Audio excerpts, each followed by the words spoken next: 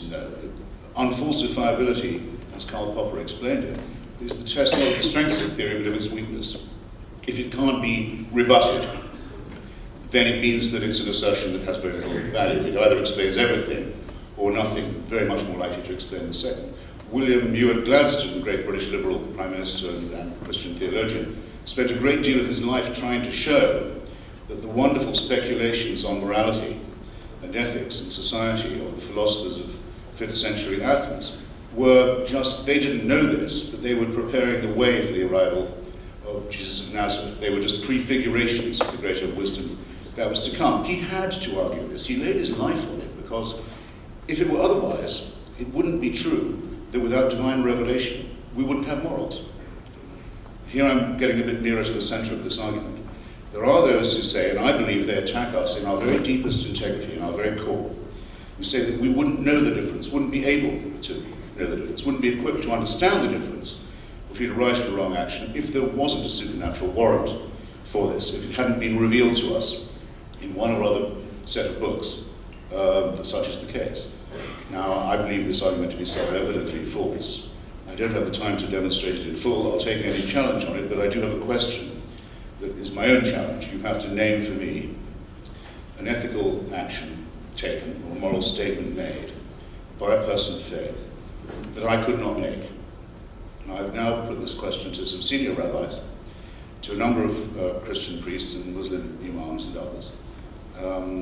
And I've not so far been given an instance where that would be defensible, where they could say, here's a moral thing we know about that you don't.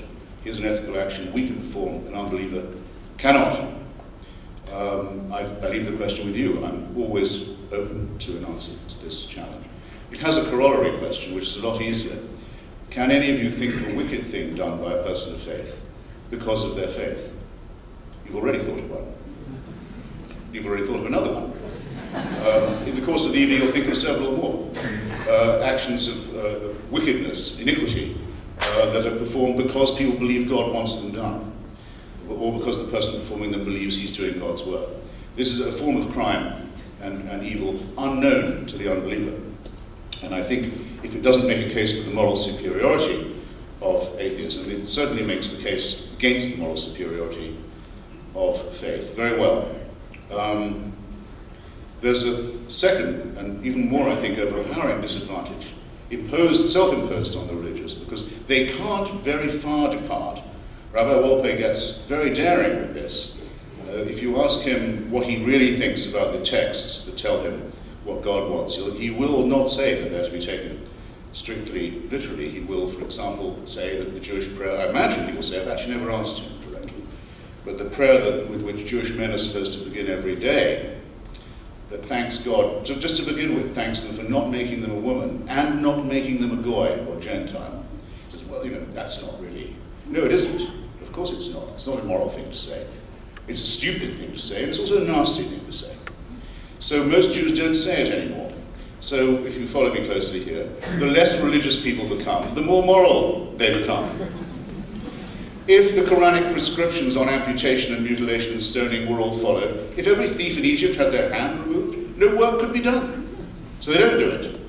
They should do it. They're ordered to do it, but they don't. They're ordered to kill the unbeliever in specific terms.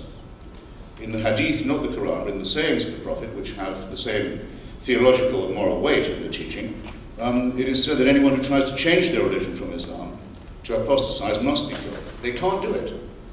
They should. It's a divine mandate, but they don't. Because the innate morality that belongs to all of us, fortunately, comes to save us from the wickedness that comes from the texts. And what that means to me, and what I will continue arguing throughout the evening in different ways, is this, it's a very simple proposition. Man did not make God in his own image, as is said in the Bible. To the contrary, men and women made many gods in their own images, and it shows. After all, it's just as difficult for me to disprove that there are 1,000 gods as that there is one. And every believer you know has gods he doesn't believe in. The rabbi doesn't believe in Allah. You don't believe in Zeus. Muslims don't believe that Jesus of Nazareth was the Son of God. All of them think all that's absolute nonsense, but that their own belief is the valid one. Now again, I put it to you, either all these beliefs are equally true, which seems impossible, or only one of them is true, which admittedly is a possibility, or they are all false, and I am not the atheist you think I am. Everyone in the room is an atheist because they have a God in which they don't believe. Rabbi Wolpe has a God in which he doesn't believe. I just say, I'll go you one better. I don't think there are any gods at all. It's not that hard of a leap to make, you know. There's a wonderful novel by Peter de Vries called Slouching to Kalamazoo. Well, a novelist you all ought to read if you haven't. He was brought up as a Dutch Reformed Calvinist.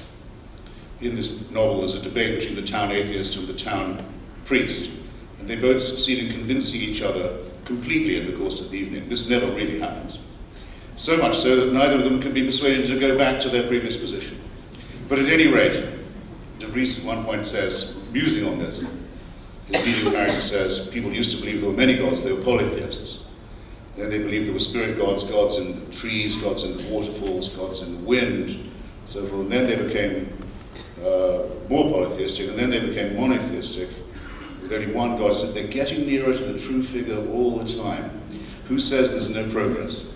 The magic figure of zero, the discovery of which was a great innovation in human history, is the one at which we will arrive when we contemplate the likelihood that we are supernaturally designed, with a plan in mind for us. Now let's just consider for a moment, what if I was to announce that I was a convert to that view?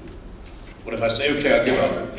I've listened to the wise men now, I think it's true. I think that God intervened and that I'm saved as a result, and that I wouldn't know right from wrong, and so I'm grateful for this intervention. Well, I'd have to believe the following. The human species we now know to be at the very least 100,000 years old. Certainly not less. Some good scientists say near a quarter of a million. I'll take 100,000. For the beliefs of Jews, Muslims, and Christians, at any rate, to have any validity, it must be the case that the Creator watched this species for 97,000 years as it was born, usually dying in childbirth, lived perhaps to the age of 20 or 25, dying in terror of nameless diseases or of their teeth, terrified by earthquakes they couldn't explain, by typhoons, by hurricanes, tortured by plagues that they couldn't understand. They didn't know there were microorganisms who have dominion over us. We don't have dominion over nature, it's the other way around. Violent in war, slavery, racism, you name it. For 97,000 years, heaven watches with indifference. And then says, 3,000 years ago, starting 3,000 years, it's probably time to intervene now. Not in China, where they can already read and know how to make things and have a concept of science and knowledge and philosophy.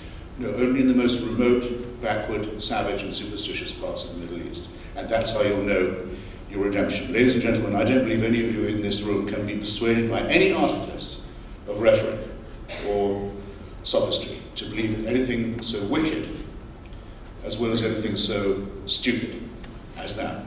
If it were true, it would be hateful.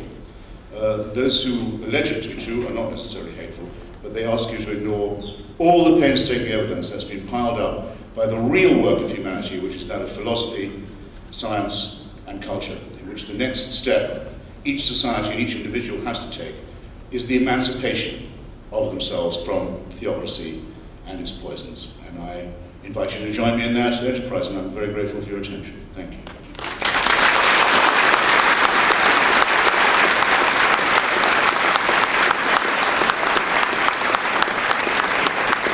Do some interior decorating real quick.